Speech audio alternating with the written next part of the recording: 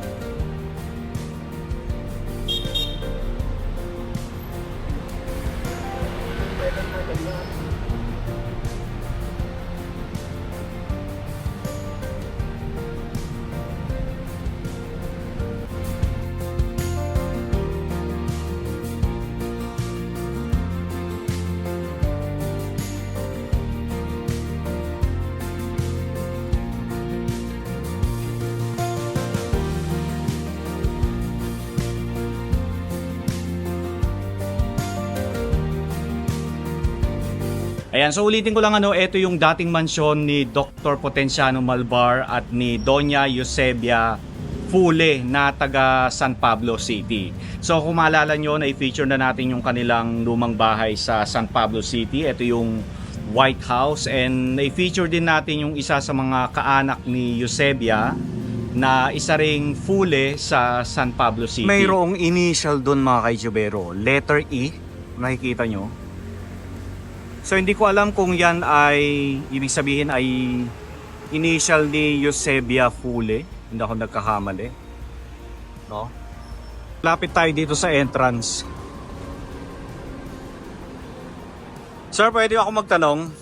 Ito yung mansion sa Can't Buy Me Love. Eto, sabi ko na nga ba eh. Grabe ang lalaki ng mga motor ni Sir Ivan. So madalas nyo makita sa labas isang mahabang sasakyan mga kaitsubero. Grabe ang haba. Kita nyo naman yan kung gaano kahaba. Oh, grabe. Parang ang haba. Ang haba. Grabe, first time ko makakita ng kotseng ganito. Ang haba sir, no? Mga ilang tao yan pag humiga? Mga 5? 1? Mga 4 mahigit. Only? Yes, only. With matching swappy of paintings. Pwede bang masilip, sir? Silipin natin. Ay, naayos pa. So silipin nga natin. Makisilip na rin tayo. Oh, wow. Grabe.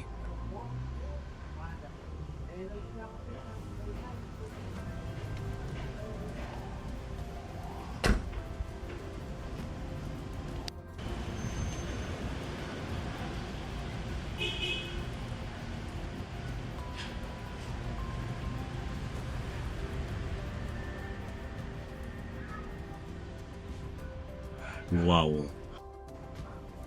Grabe yung mga details sa ceiling, mga kaitsubero.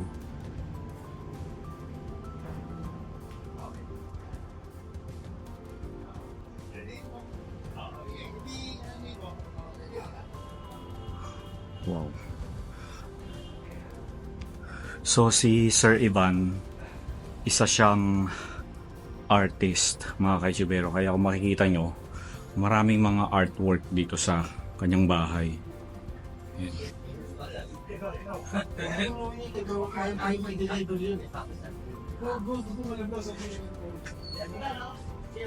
Yan. Yeah. Basically, all the way straight ako sa UP Diliman. Wow. Batch ko since grade 1, sina Chis Escudero, si Senator. Oh, talaga. Yan, sina Mike Defensor, yan. Mga. Noong college ako, I was a varsity ng track and field.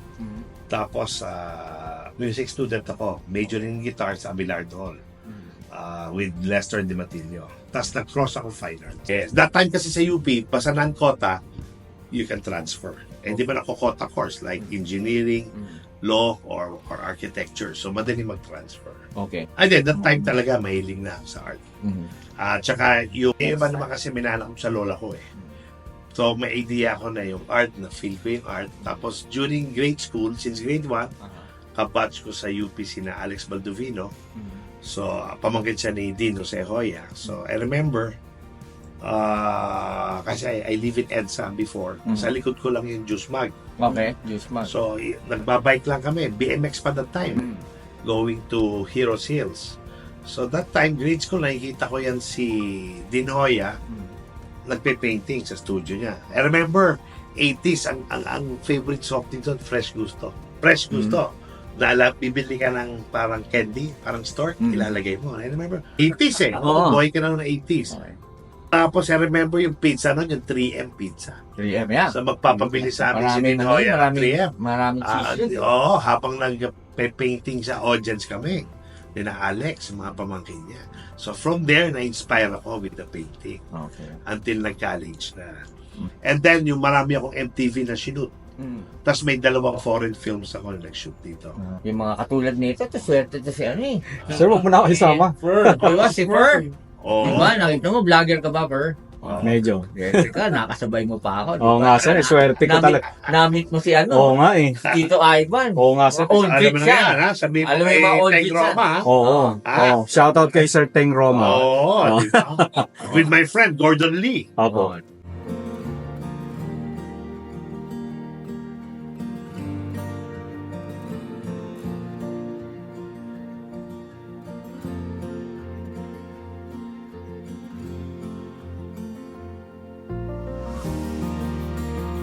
Okay, so hindi na tayo pinaakyat kasi inaayos pa yung taas ng bahay. Ayan. So hanggang dito lang tayo sa baba.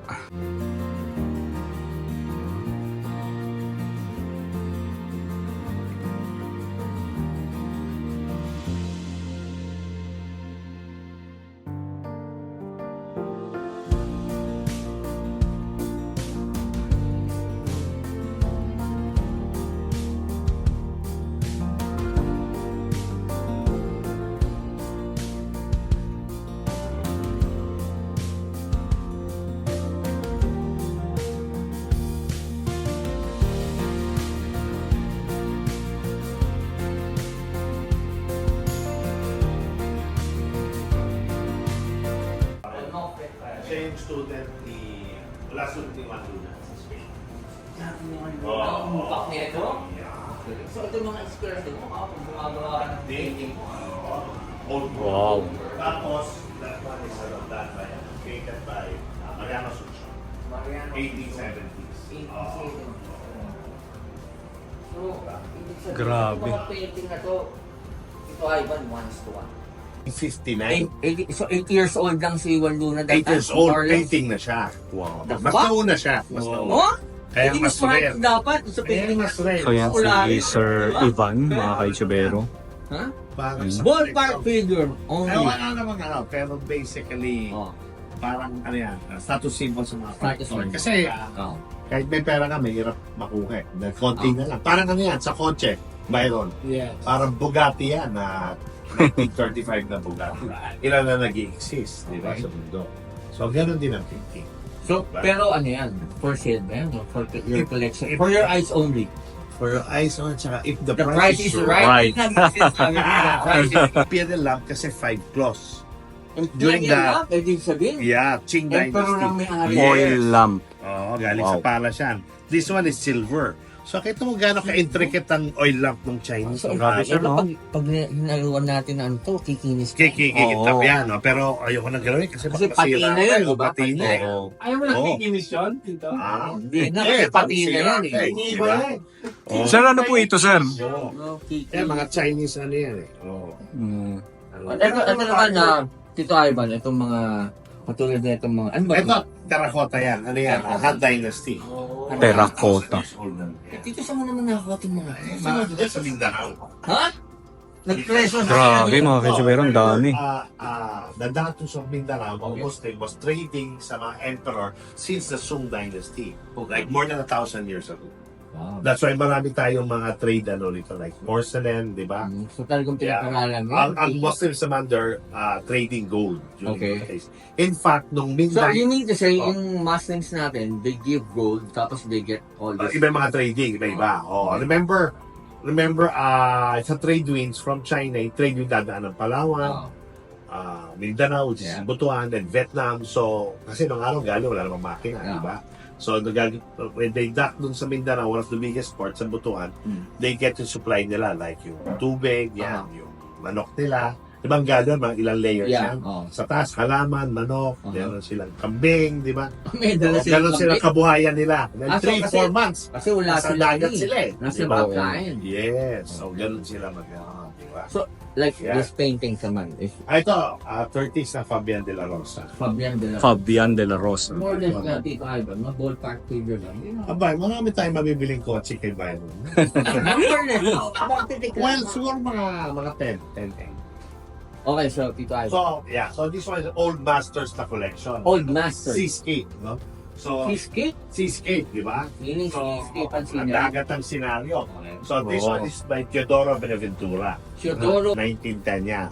This one is by Resurrection Hidalgo. 1910. 1906. Resurrection Hidalgo. Oh, this one is by Amorsolo. 50s. Amorsolo? Oo. Wow. Amorsolo.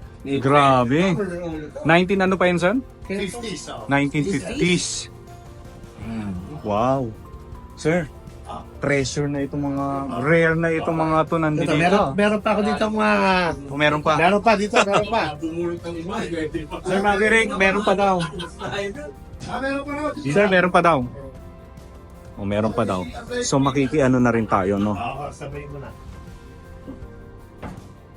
Ito. So, sir, rare daw ito. We're in a different room right now, guys. Oo nga. Yeah. Mga Dracula tong dati. Oo, tama. Pangalit? Pang Dracula. Wow. Classic na. Okay. Like Okay. this one, Hidalgo. So, ang mga collection medyo scenery naman. Oo, Kasi- kasi nung araw, yan ang mga pinipaint nila eh. Siyempre, Oo. mga SM Schumart nung Oo. araw, di ba? So, scenery sila. River, yan. Dagat. Pero Yan, sa ito mga- palayan. Ito mga painting to na scenery sa Pilipinas, di ba? Pilipinas lahat ito. O, kasi bahay kubo, yo. Oo. Local. Like this Ano? one is, like Pablo Amorsolo. Pablo mas... Kapatid ni Fernando Amorsolo. Di ba? painted din. Ito naman, Oo, Hidalgo. Hidalgo.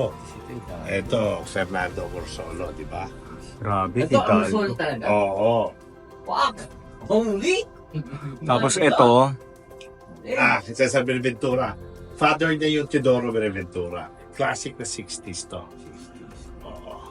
Teka, siyempre alam mo, sorry Tito Ivan, kasi nagpapakita tayo ng mga ganitong mga oo. ang old rich. Siyempre nga, nagtatanong sa utak yung mga magkano. Oo. All party, bigyan ano, para lang. Well, yung isang painting doon, yung pinakal, mga 100 to 120 million pesos. Wow. Yung isang painting, yung isang nandun. Isa nandun, 120 million. What the fuck? Grabe.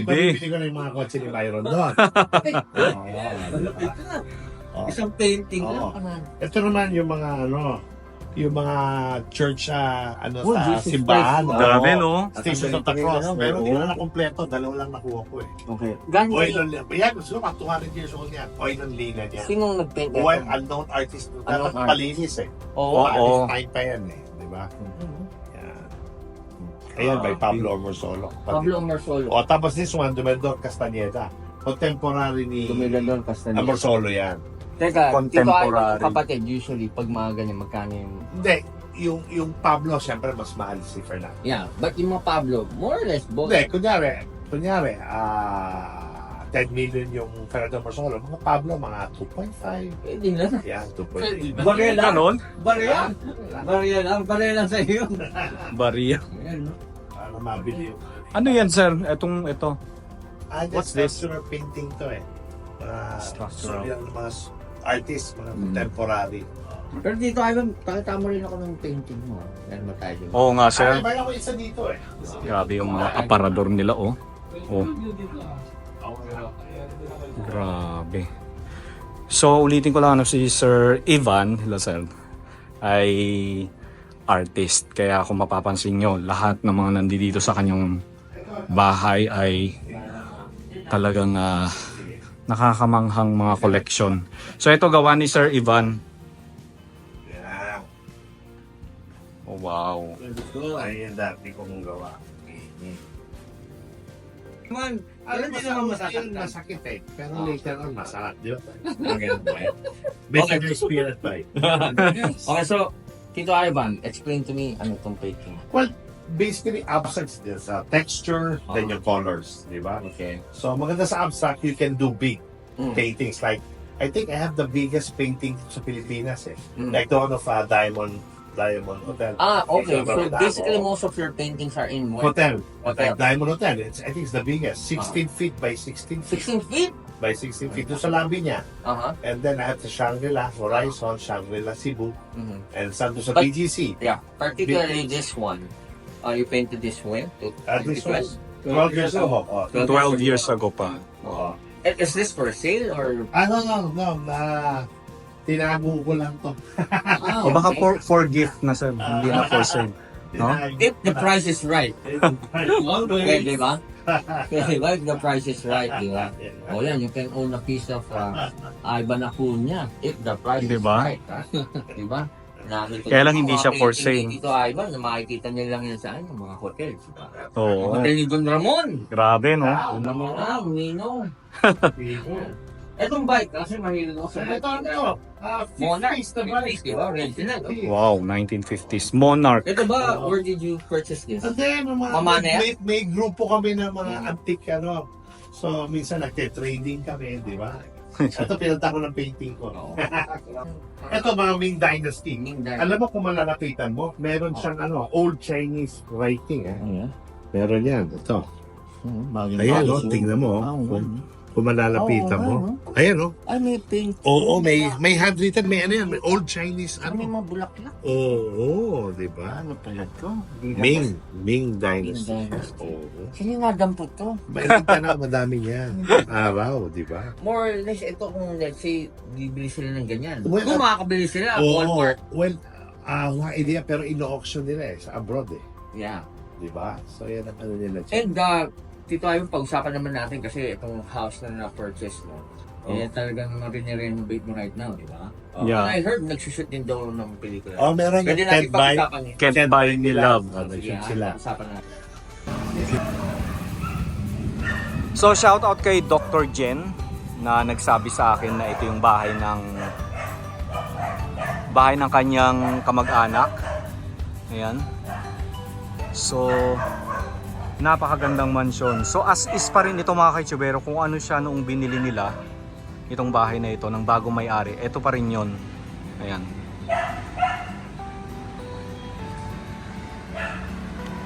Okay, so hanggang dito na lang tayo mga kaitsubero and balik na tayo ng simbahan.